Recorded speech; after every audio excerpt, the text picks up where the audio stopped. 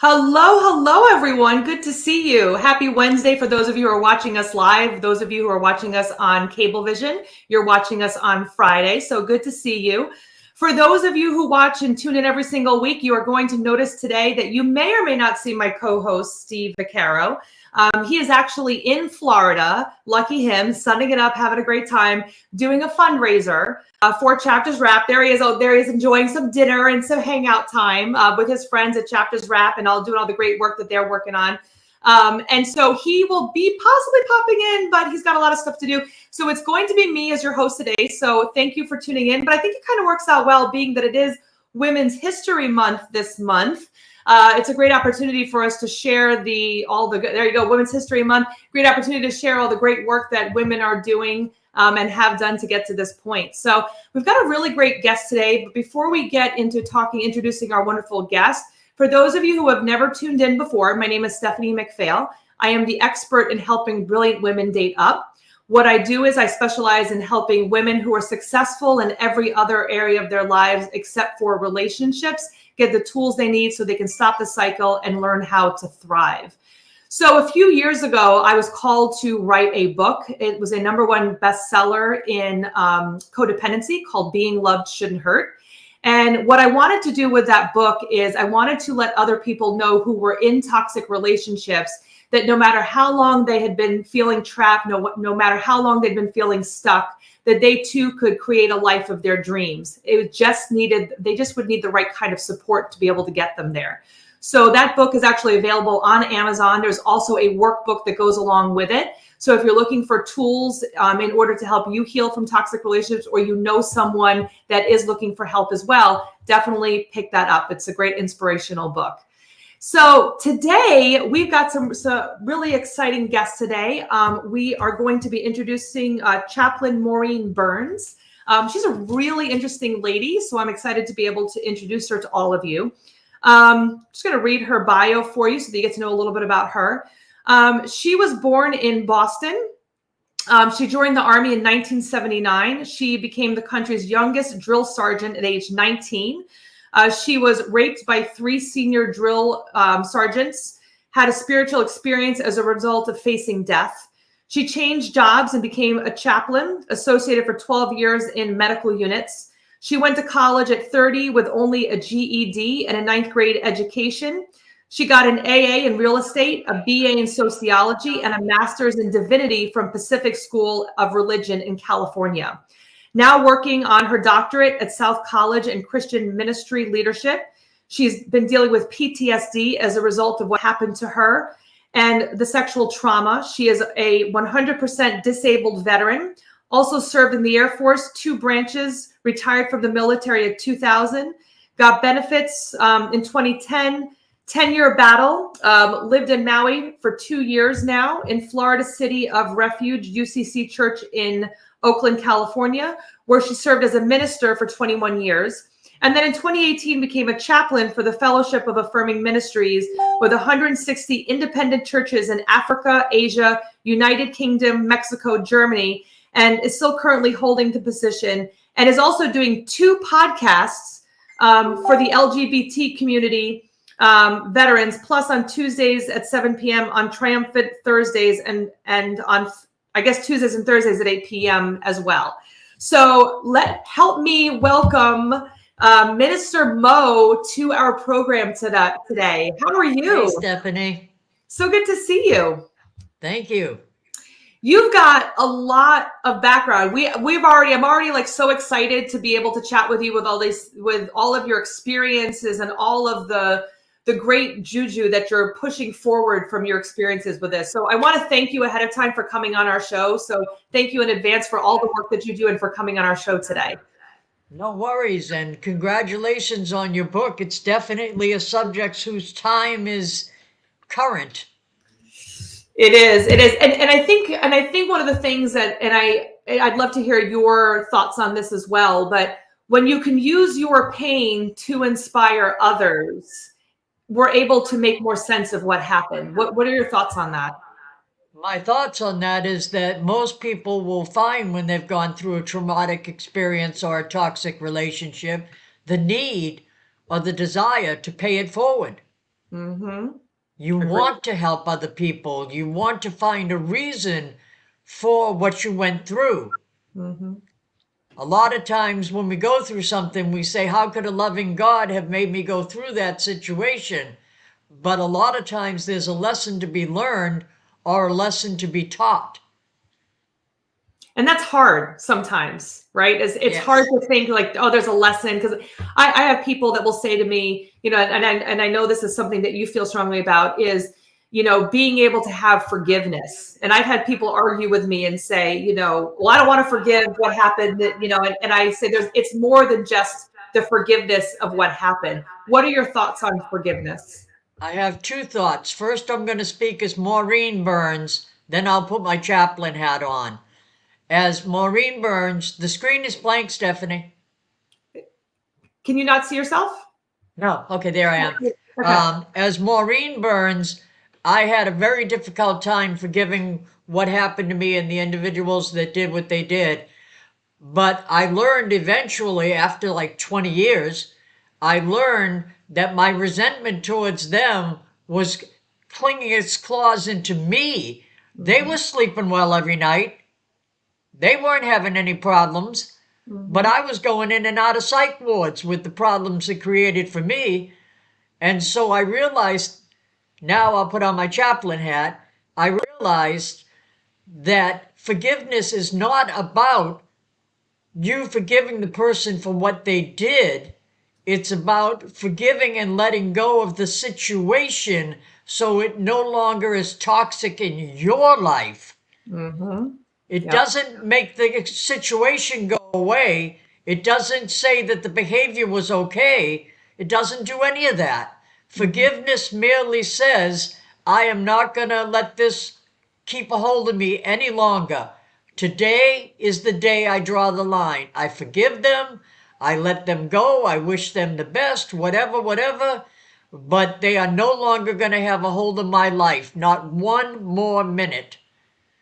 And making that decision about forgiveness, that's all it does. It releases you. It doesn't release them. As a chaplain, one day they're going to have to face God.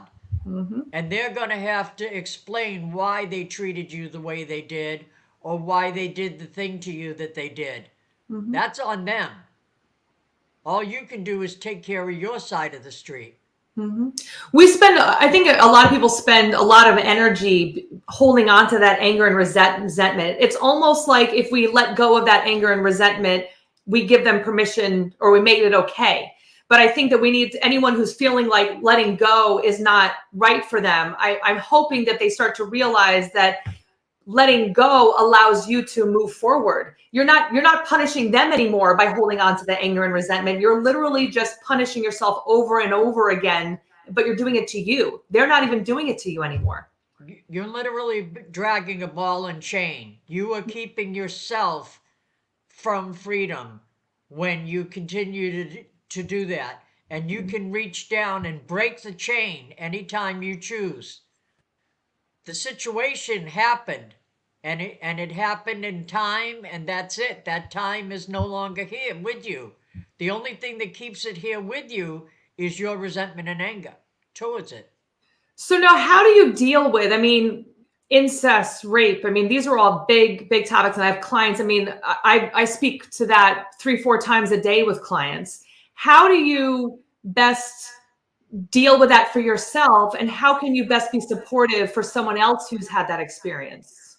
Well, I can speak for myself. In 1980, I was abducted, beaten, and gang raped by 3 senior drill sergeants, all over 6 foot tall, all over 200 pounds, and I weighed 125 pounds soaking wet at the time and was 19 years old.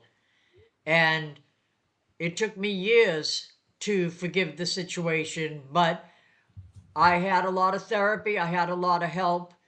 And that's the first thing I would suggest. Get someone to talk to. It doesn't have to be a professional, but get someone that you can talk to that's not going to be judgmental, that can hear the situation.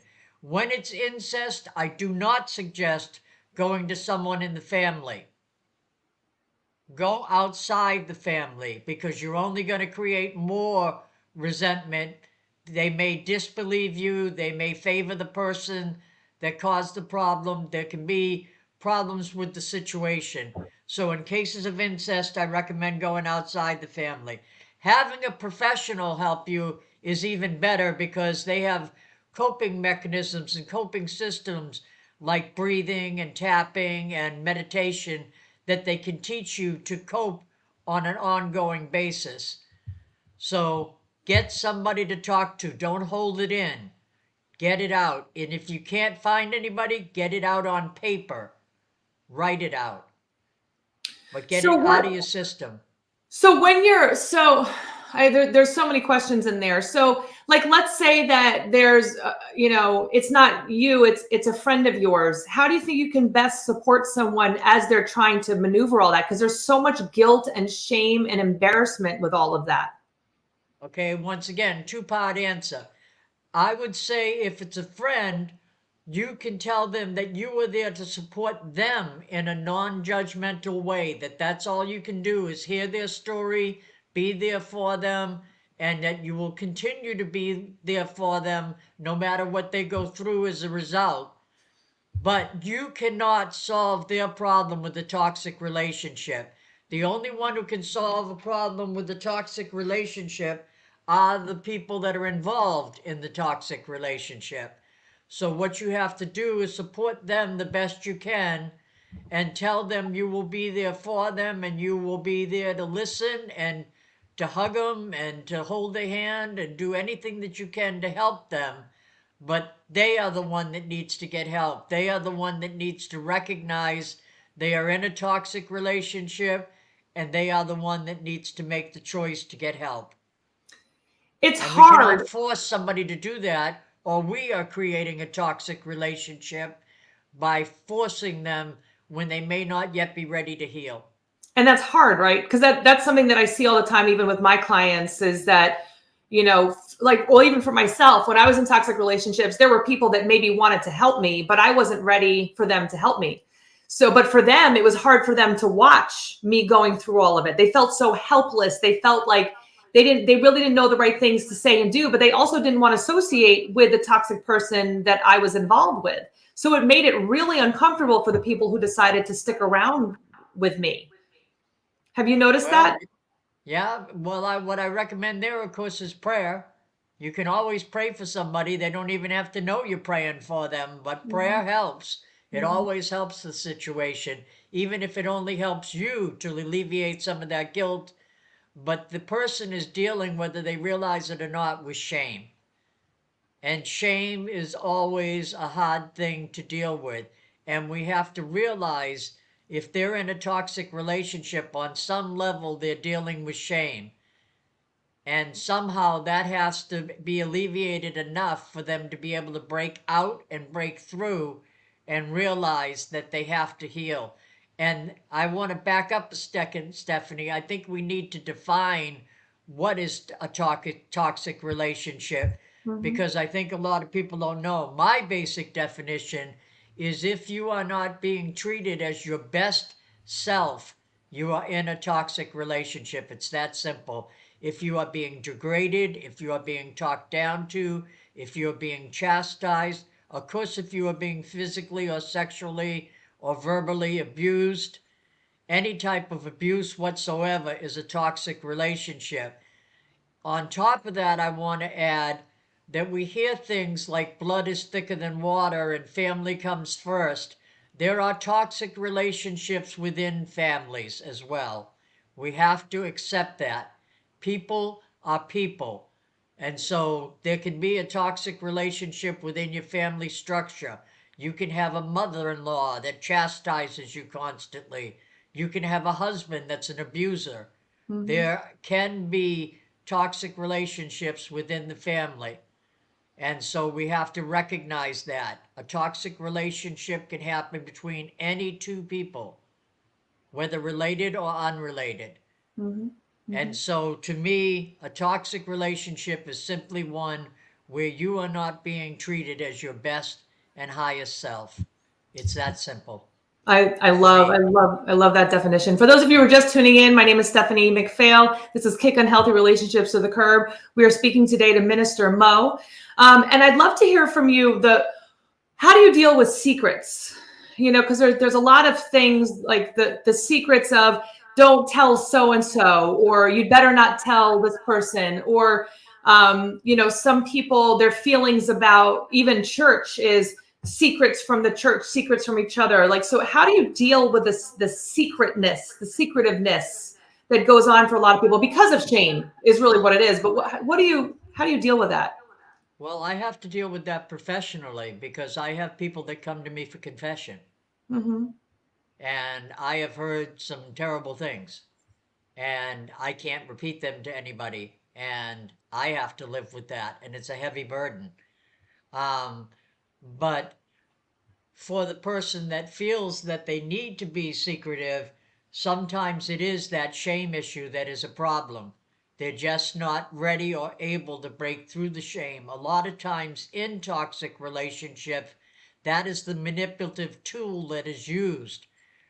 We coat somebody in toxic shame, and so they don't feel that they can talk to anybody or that they even have a right to talk to anybody about what's going on. So sometimes they feel the need to be secretive or to feel that they can say something in confidence. And we need to allow them that space, especially if we're a friend or a Mm-hmm. person who wants to help. We need to allow them that space, but we need to also say there are limits to that. If there's elder abuse going on, if there's sexual abuse going on, if someone's being beaten, no, I cannot keep that a secret. Mm-hmm. If there's violence happening in the household, there's things where you need to get help immediately. And violence, sexual abuse, and elder abuse and child abuse are all examples of places where I don't feel secrets should be kept. But if somebody just wants to speak to you in confidence because, for example, their mother-in-law is always chastising them and they don't know how to deal with it, let them talk to you. Let them have that room. Let them feel that you're going to be a confidant so they can process it. Now, I'm going to kind of go like throw this deep, get deep right away. But I know obviously you do a podcast for the LGBTQ community. And my sister is a lesbian, and I was brought up with the church. And I know that for my family, that was one of those secrets that they were afraid was going to get out. And that was something that they had to work through a lot. What are your thoughts on that? And of course, every religion is treating that differently. But what are your thoughts on that fear? There's a lot of different fears that my parents had around that fear. What are people going to say? What are they going to think of me? All those other things that are going around it. But what are your thoughts on how to? I don't even know how to word the question. But does that make sense to you? It makes total sense to me. And first of all, I have to say to you that I am a lesbian. And I am also a woman of God. I have been a chaplain and a minister for 21 years. And Mm-hmm. I believe God called me to serve. And so, what I have to say is your parents are choosing fear over love if they're worried about being judged or chastised by people who are ignorant, Mm-hmm. because God made us all in his image, not some. He didn't say everybody but the gay person over there. He made all of us in his image, and we are all welcome at the table. And your sister needs love and support Mm-hmm. because society in general does not support LGBTQ people.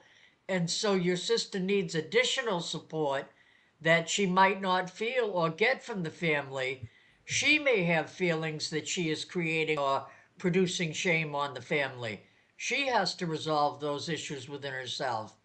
She has to resolve issues of, when I first discovered that I was a lesbian and I was a Christian, I was like, what happens now? God is going to just condemn me, and I'll never find anybody to love, and what am I going to do, and where am I going to go? I had all kinds of questions that brought up fear and shame, and I had to work through those issues. And that's how I worked through them because I realized that everyone is welcome at the table. Even Judas was welcomed at the table. Jesus doesn't judge us. It's not true. Mm-hmm. Those are society's constructs. Society says being gay and lesbian is wrong. And why, for instance, even in the Bible, it's okay for incest to happen? Because a guy had a couple bottles of wine, he rapes both of his daughters, and that's fine. That's Yeah. justified in the Bible. Yeah. But the gay person, well, they got to be condemned because they're not right. You know, I never so understood it's, that. I never understood that either. I was like, wait, God made us in our image and we're all perfect. So wouldn't that mean that everyone's made the way they're supposed to be? I mean, my sister was suicidally depressed, and it wasn't until she finally came out. She was afraid that she would, she would be disowned by the family. And I mean, this is now years. She's now happily married. She's doing very, very well. Actually, Carmine, if you want to pop up really quick, my sister just had a baby yesterday. And so that's my new niece, Thalia. Or Talia, I should beautiful. say. Yeah, little cutie face. But she's now happily married to a beautiful woman, and I couldn't imagine a better partner for my sister than Ariel, her wife. And so I think that it's really important for people, once she got over that fear and my parents got over their own fear of like, hey, it's more important for me to support my daughter than it is for me to be worried about what other people are going to say about us. That changed. I think that changed a lot for them. They were forced to change if they were going to keep my sister alive, because if And, they and, weren't and that's supporting what her, it who is, knows? Stephanie. It's a choice between fear and love. Mm-hmm. And fear is false evidence appearing real, and faith is factual, accurate information that's holy. Mm-hmm. You have to choose between fear and faith. Agreed. So how do you think, is it possible for people to really truly overcome PTSD? I hopefully believe it's true. I'm going to be soon going to an 8-week program in St. Petersburg, Florida, that says that 56% of the people that graduate no longer have PTSD symptoms. Mm. And I'll probably be going to that within the next 90 days. So I'm hoping. I've been through a 2-week program, and what it did was alleviated my guilt and shame, because for almost 40 years, whenever I described the rape that happened to me, I would say things like, I had 3 beers that night. I was bragging about being the country's youngest drill sergeant and that I beat out men that were 5 and 6 years older than me. That I caused it. I got the men mad. Mm. I put myself in that position. I was naive. I never should have went with them. I should have realized something was going on. I didn't realize that that was the way I was telling the story Mm-hmm. until I went to a 2-week program and the supervisor said, "Excuse me, but didn't they tell you they had already raped women in Vietnam?" I said, "Yeah." She said, "Then they were rapists Mm-hmm. already. You Mm-hmm. didn't cause that. As far as you being naive, you were 19. They made you feel that you had been accepted. Of course you went with them. They were your supervisors. Mm-hmm. You weren't naive. You were trusting. And there's nothing wrong with being trusting." And she just went point by point. 3 beers? Were you drunk? 3 beers? Come on. And she just went point by point. And so it relieved from me all the shame and guilt, because I realized they were totally at fault and I was a victim, which was great to identify after all those years, because the shame and guilt is what killed me and put me in and out of psych wards. Mm-hmm. But once the guilt and shame was gone, then I was angry. Then I was furious that these men had done that to me. They did so much damage to me, Stephanie. I had to have a radical hysterectomy. I could never have children That's awful. because they did so much damage to my body parts. I had to have a radical hysterectomy and even my gallbladder removed. Oh. So we're talking serious 4 hours of a straight up abuse, and I still wake up sometimes with flashbacks to that 40 years later. So it was a very difficult thing to deal with. So now I'm left, and that's why I'm going in the 8-week program. Now I'm left with unresolved anger. Now sometimes I get what I call step on a Lego, want to put my fist through the wall syndrome. You know, some little thing will aggravate me, like some male will be disrespectful to me, and instead of seeing it's that particular male that's being disrespectful, I'll want to take out on him everything that happened to me. And I have difficulty separating it in my mind and realizing this guy in front of me that's being rude to me had nothing to do with the incident. And I'm just being disrespected in the moment, and he's not going to rape me, and I have to calm myself down. But it's not conducive to wear this collar and go like this at the same time. Yeah. People don't understand that message. Mm-hmm. And so I am struggling today with unresolved anger. And that's why I'm choosing to go to an 8-week in-house program, because I'm willing to go to any lengths to resolve my PTSD. And I believe, Stephanie, as you asked earlier, that it is possible to relieve the symptoms. I don't believe it's ever possible to just eliminate it, because what happened happened. You can't erase history, but you can eliminate the symptoms. You can learn coping mechanisms. You can learn strategies that will help you to survive today in a better way. I believe And we can do that. And thank you for being so vulnerable, because I think there are people that might be watching right now that are struggling themselves and wondering, like, well, she's a chaplain now and she's got it all figured out and there's something wrong with me. And to see someone with your background, your knowledge, all your experiences, and to be really open and genuinely honest, saying, hey, I'm still struggling and I'm getting help. Because that's one of the hardest things that I find for even my clients is when they come to me saying they have this baggage that they're still holding on to. The getting help part, they feel like that means weakness. What would you say to them?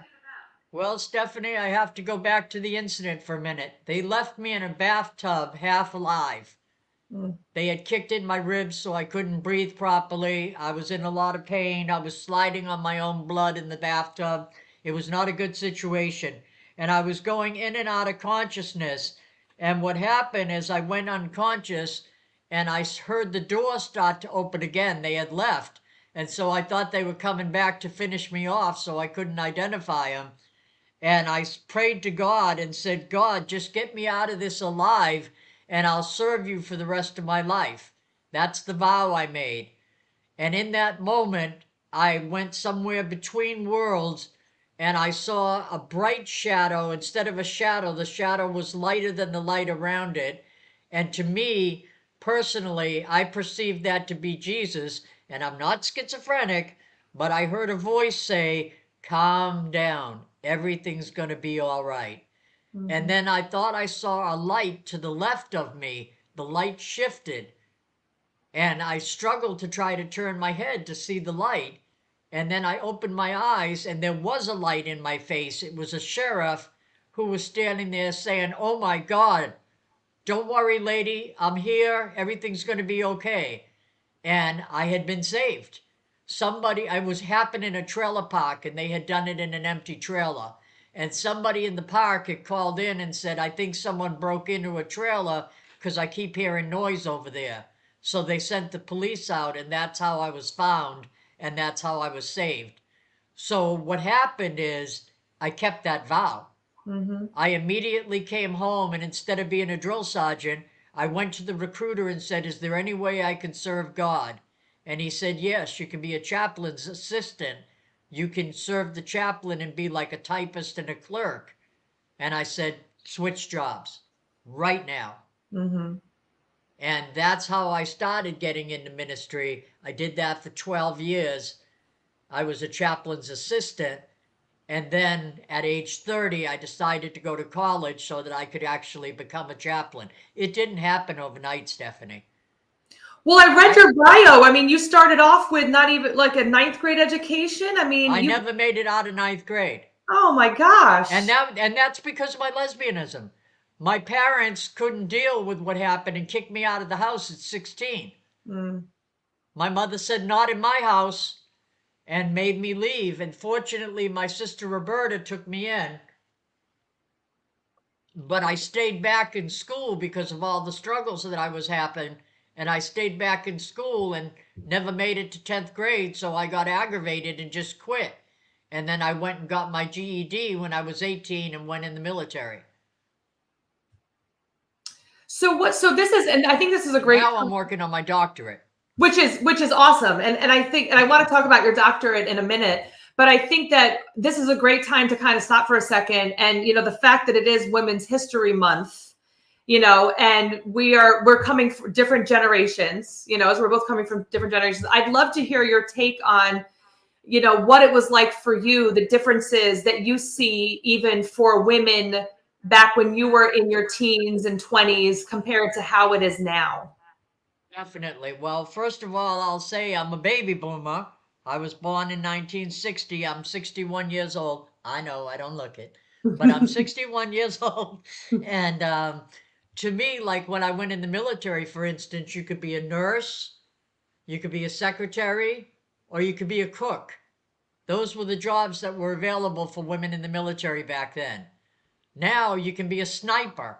Now you can be in combat arms. Now you can have any job that a male can have in the military. And you can also be transgendered. You can be a male that has become a female and have any position open and available to you. So jobs in the military for women have dramatically changed. There are so many women in the military that serve in our military medical forces that it's unreal. Everything from dentists to chiropractors to pharmacy techs to physicians are all women now in the military. They love service and being of service, and a lot of them love the medical industry. And now they can get their education paid for by being a reservist, for instance, and serving part-time. So I've seen that change in my lifetime. As far as being LGBTQ, I never thought in my lifetime that I would have the freedom to marry. Never thought that would happen. My brother was gay before me, and in 1976 is when he came out, and he was what they call a drag queen, a man that cross-dresses into woman's clothing. Mm-hmm. And he was totally ostracized. And you have to remember that Stonewall gay liberation only happened in 1969. Mm-hmm. So that wasn't that long ago, well, that long before he came out. So he was revolutionary, God Mm-hmm. rest his soul. But I have seen changes there.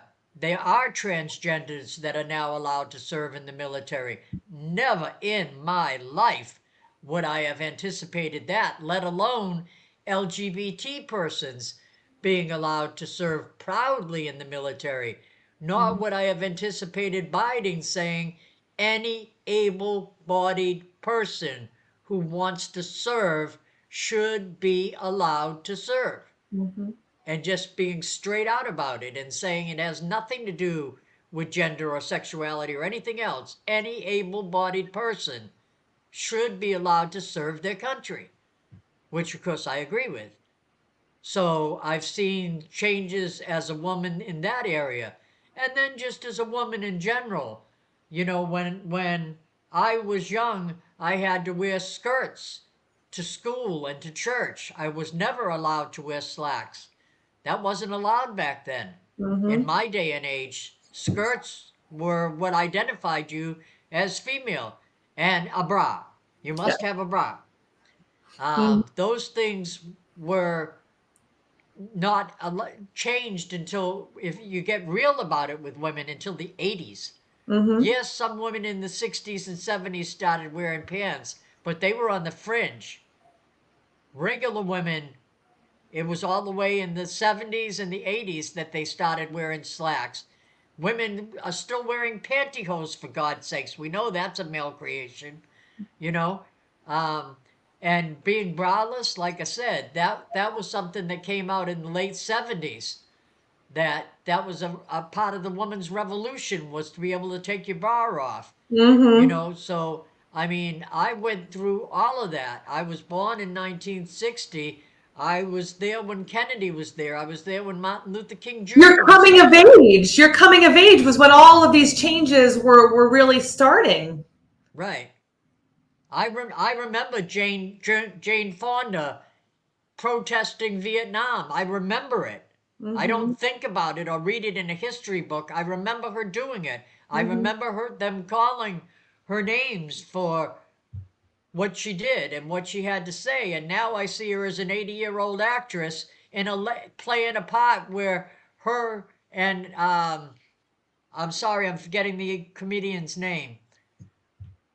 Jane Fonda plays with Lily Tomlin, and their husbands are a gay couple. They divorced them, and they are a gay couple. And my God, if that isn't a dramatic show of change, that they have a number one pro comedy show on TV that has to deal with the subject of their husbands being two gay males and them living together as the surviving spouses. And it's a number one hit on HBO. Mm-hmm. That's what I've lived through. And I think that that's one of the things that, when I was a teacher for 17 years and trying to explain to kids, even like knowing what I've experienced changes, and I'm 44. I was born in 77. So right when you're talking about 77, that was like at the beginning of some of these changes. But I think about my mother's experiences and my grandmother's experiences. I mean, my mom lived in a village in France where they had the first TV when she was 9 years old, and all the neighbors would come to the television, and they were in France. And so everyone had to dress nicely, they had to dress pretty. And there was a lot of, we talked before about shame and secrets, where women especially were kind of told to hold on to all of this shame. You couldn't go telling if you were raped, for example, it was like your fault, don't tell anybody, so there was all of this aggression that was being held in for them. And, I think that it's a beautiful thing to be able to start, like, women are now, obviously there's so guilt and shame, but I think we're allowing for more openness for experiences where I don't think that, I mean, and you would know better than me, but I don't think that was allowed before. No, I can speak directly to that. My incident happened in 1980, and my perpetrators were never punished because when I went to the hospital, they said, "You've been drinking." Like I said, I had 3 beers. "You've been drinking, you can't possibly identify your perpetrators." No, they were 2 inches from my face, but I don't know who they were. Mhm. And they came and took me in broad, at sunset. So no, I don't know who they were, right? And it was what they called the good old boy system. The good Mhm. old boy system in the military, men protected men. Well, there weren't women in the medical establishment back then, so it was 2 male military nurses that took care of me. They did no rape kit. They washed me down with hoses and brushes to get rid of all the evidence. They wrote it up as an assault, even though multiple times both I and the sheriff said it was a gang rape. They wrote it up as an assault. And they said because I had been drinking and I went voluntarily with the men, it was my fault. That's what I was told. And that's something that, thank good. I mean, again, there's so much more room for growth in that area, but I'm happy to see it starting to change in a different direction for that. Now the military has what they call MST, military sexual trauma. They actually have specific counselors on every single base. If you ever have a problem, even if you're in the reserves, there is a military sexual trauma specialist available to you. You just need to make a phone call and say, "I'm experiencing MST." And that can be simply threats. It doesn't Mhm. have to be outright rape. It can be somebody grabbing at you or something like that. There's always somebody you can report to now, That's good to know. 24/7. Wow. That's My a name is change I've seen. My name is Stephanie McPhail. I am the host of Kicking Healthy Relationships to the Curb. This is Minister Mo. We're having a really big, deep conversation about rape and LGBTQ and all, like, the biggest hot points I think you could really talk about on a show. I'm thinking, as I'm hearing you and I'm hearing your story and you share your experience and everything that you've seen, how do you think that helps you or hurts you as a chaplain? How do you think that assists you in the work that you do now?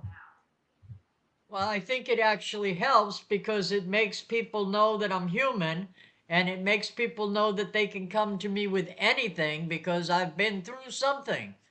And yet at the same time, I sometimes get the feelings of guilt and shame that come up that say, should I really talk this openly?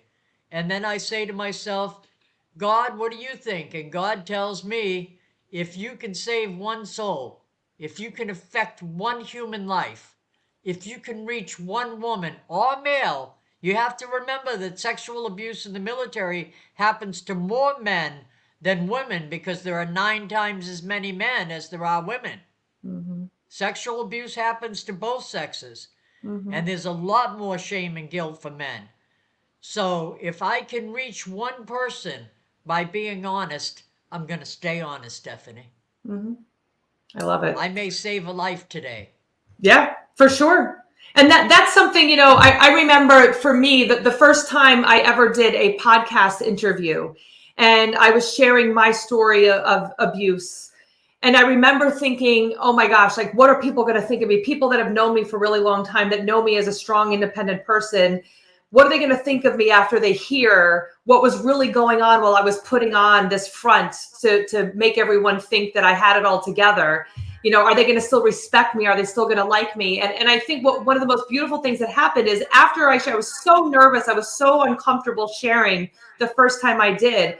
But the beautiful thing that happened after that is that I got phone calls, I got text messages, I got emails from people who had experienced their own trauma. Sometimes it was similar, sometimes it was completely different, but they shared with me trauma that they had never shared with anybody else because they had never been given the opportunity to be open about it. They've been holding on to it and being so, shameful about what had happened. They never shared it. So because I was open, because I allowed myself to be vulnerable, it gave other people the opportunity to be vulnerable. Stephanie, could your engineer put up the poster about transformations possible for a moment so that people can get my phone number? Yeah, sure. I don't know if you can see it down at the bottom. It's 808 264 6252. And you can call me anytime, and I mean that seriously. If you're contemplating suicide, if you're up against a wall, you can call me.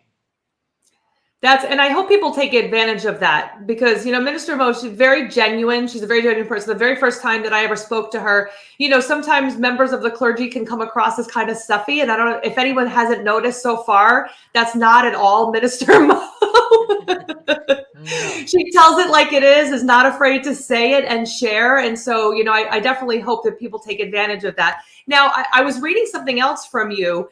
So you were congratulating me on being an author. I think I need to congratulate you too as well for being an author. Can you tell us a little bit? You've already got a book with Dr. Joe Vitale, which is amazing, and you've got another one in the works. Can you tell us about that? Yeah, I have a book called The Midas Touch that I co-authored with Dr. Joe Vitale that was a #1 Amazon bestseller for several weeks. And Dr. Joe Vitale, for those of you who don't recognize the name, was one of the people on the movie The Secret and is an expert in law of attraction. I myself am considered an expert in law of attraction, and that's why I was selected to be in the book. It's an anthology with about 25 people in it that he picked experts from all over the world in different areas to tell their bent, if you will, on law of attraction and how it works. It's called The Midas Touch. The other book that's in the works, it's about halfway through. I'm writing a book called 40 Years in the Desert because in 1980 is when I was abducted and gang raped. And in 2018, I finally became a chaplain. I was a minister for 21 years, but I couldn't become a chaplain. I had a problem with getting ordained. And so it literally took 39 years, and it's a biblical reference. 40 years in the desert is how long Moses and the Jews went before they got to the promised land. And the subtitle is From PTSD to the promised land. So I made it from PTSD to paradise. And I not only tell a little bit about my life story, like I have 9 brothers and sisters and 2 alcoholic parents, but I also use half of the book to talk about how to overcome PTSD because I have been through years of therapy and have been through several programs and have learned things like tapping and emotional freedom technique and meditation and breathing practices and floating and just different combinations of ways to relieve symptoms. Like, I'll tell you one, for instance, with the anger issue. When I have anger come up, there's usually a bathroom 9 times out of 10 around. Instead of blowing up, I'll say, "Excuse me," I'll go into the bathroom and literally throw cold water on my face. Because usually when you're angry, your temperature goes up. Hmm. So if you throw cold water on your face, it shocks your body and it takes you out of the anger state and you're able to then breathe. Because when people would say to me, "Just breathe," I'd be like, "Get serious. Yeah, I'm in the seriously. middle of an anger fit and ready to throttle somebody and I'm supposed to just breathe. It's like Get real." when someone says calm down, like the last thing you're going to do is calm down. Right. But actually shocking your system with something like cold water. And there's, like I said, 9 times out of 10, there's a bathroom nearby. Nobody knows what you're doing in that bathroom. Hmm. And you can have a good cry if you want. But Hmm. just go to the bathroom, splash some water on your face, and it'll change your physical state. Yeah, those are excellent, and I think that's really important for people that are watching is to remember um, that you can choose something different. Just because you might be triggered by something, it doesn't mean you have to go all the way through with that anger of the blowing up. Emotions are important to feel, but when we're going to blow up and take that anger on somebody else, it might have nothing to do with what we're really angry about. It's important to know that we have choices of things. So thank you for that. And thank you for writing your book. It's also important, Stephanie, though, to say that you have a right to anger if you've been in a toxic relationship or Exactly. you've been abused. You have a right to that anger. But what Hmm. ends up happening is what you just said. We take it out on the wrong people, and Hmm. then that makes us toxic. Exactly. Exactly. And that's what So we you don't have want to to do. find ways to control it. Hmm. Don't bring your baggage and then throw it on somebody else. We've got Right. to be able to be responsible for ourselves. So I think that Steve, the other co-host who's normally here with me, he might be taking a break from sunning it up in Florida to come and say hello. Steve, are you there? Oh, look at you, Hey, Steve. Nice Steve. to see you. I am not sunning it up. I'm here on business, here on work. I want to thank everybody here in Clearwater, Florida, because we have our first of 2 fundraisers here, and we're raising money for Joshua House, which is a program for foster children. And tonight is our first go round here, working with the community. And tomorrow night is another fundraising event with Robbie Robinson, Joey D, and all of our chapters network staff. We have 10 people here. But before all that, I want to say, Chaplain, I mean, your story is so inspiring and intriguing, and I'm Thank you, so Steve. glad that you came on our show to get that voice out. It needs to be heard over and over again because what you've done and what you're doing for others is needed, especially in these times of challenging difficulties right now. Steve, I'm in Davenport, Florida, right down the Oh, street from you. Okay, okay. I But was you should living go to in the Maui when I first contacted you both, but I have since moved to Davenport, Florida. uh, You should go to the fundraiser. Hello, let's connect connections yes, here. yes. Stephanie is a great connector. First of all, she's a great connector. But Chaplain, I want to thank you for everything you've done. I mean, it's just inspiring what you've done for so many people and overcoming your own adversity. And this is what this show is all about: how we overcome our own adversities, but to teach others, empower others to cope. And what do you foresee moving forward? I mean, this world is upside down right now. It's kind of a scary place for a lot of people. And forgive me if you spoke about this already, but how do you see things bringing people closer together in your eyes? Well, as a Christian, I believe that we're getting closer all the time because God was, God is, and God always will be. So I believe there's a motto in our church, the United Church of Christ: God is still speaking. And I believe he's always telling us how to move to our what's next. And our what's next is always closer to his heart and love with a capital L. So I think, to give the examples that we have about how women have moved in the past few decades and how LGBT rights have changed in the past few decades, I think we're becoming a pluralistic society.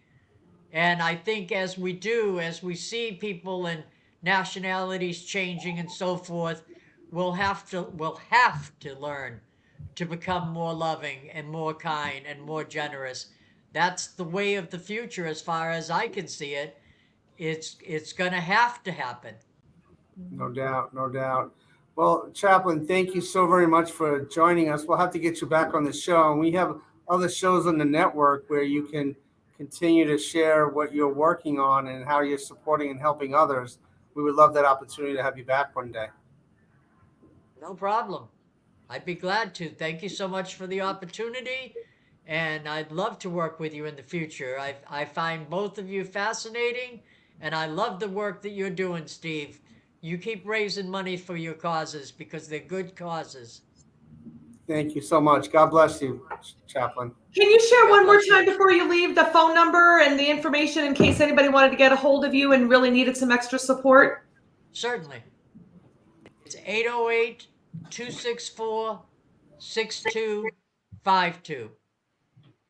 Excellent. All right. Well, thank you so much again for coming on the show and hanging out with us and sharing from your heart and giving to so many people. We appreciate it. And so, Steve, it kind of works out because just like, a few weeks ago, we had Jasmine Partita, and, her and I got to hang out a little bit extra with the beginning of Women's History Month. And here it was today. We got to hang out with, Minister Mo for Women's History Month. And here you are coming out the end. I mean, I love that. I love that we get to share that and experience that. So, I hope you're having a good time, that we can support each other in the different things that we're doing. So that's right. I apologize, Stephanie. It's been a whirlwind coming here. A couple of days ago, I've been a judge on this pageant for young women, young girls in pageantry. And the judging, the competition was this weekend. It was virtual with young ladies from New York and New Jersey. So I was one of the judges with so many other judges. And my colleagues, Amanda and Lashika Lewis, who's an amazing young person, and the other judges that were there, together we were able to offer advice and support and judge these young contestants, which they all won. Valentina Santos took home a prize. Nova Ewing took home a prize. Emily Hall, she's a fascinating young lady. Natalie Kuhn, she's an unbelievable young lady. Miss Diggs, she is very well spoken. And Kennedy Ramos, who was one on our network shows with Ashley Blum a couple of weeks ago, was amazing. Marie Charles, another young lady, all taking home crowns for the respective levels of pageantry. And it's just an honor being asked to be part of that, because as it unfolds, it's really nice to see how young women are aspiring to be better and to help this world a better place, making this world a better place, and to see them talk about it is simply a blessing.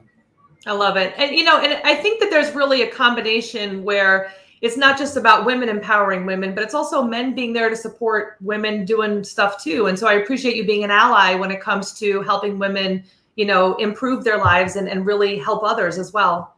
Right. No, I value the work that we do together. I value the work that you do solo and with Dave, your husband, and just seeing the Chaplain on today. I mean, it's just, there could be so many tragic situations in our lives. It's what we do with them when they occur. How do we pivot? How do we move from it? Or can we evolve from it? And Chaplain clearly has shared with us that she was able to do that, but more important, how she's helping other people do the same. Mm-hmm. Yeah, exactly. Well, and I want to give a shout out, speaking about women, probably even more important is to give a big shout out to your wife for her birthday yesterday. So happy birthday, Wanda. Yeah. That's awesome. Oh, look, that's a nice spot. You took her all the way to Florida for her birthday. That was nice of you. I know. We went that my yacht is all the way in the back. That's us having a Coca-Cola and a lemonade. So right there. That's without shades on. But happy birthday, Wanda. I love her very much. She's a very unbelievable woman. Tan. He's got to get tanned. To Florida because he's never doing what he's supposed to be doing. We love Carmine. Anyway, God bless Stephanie. We'll see you down the road real soon. Bye. Enjoy the rest of your trip. And again, thank you for everything that you do. And we'll see you in New York next week. Thank you. Thank you. Bye.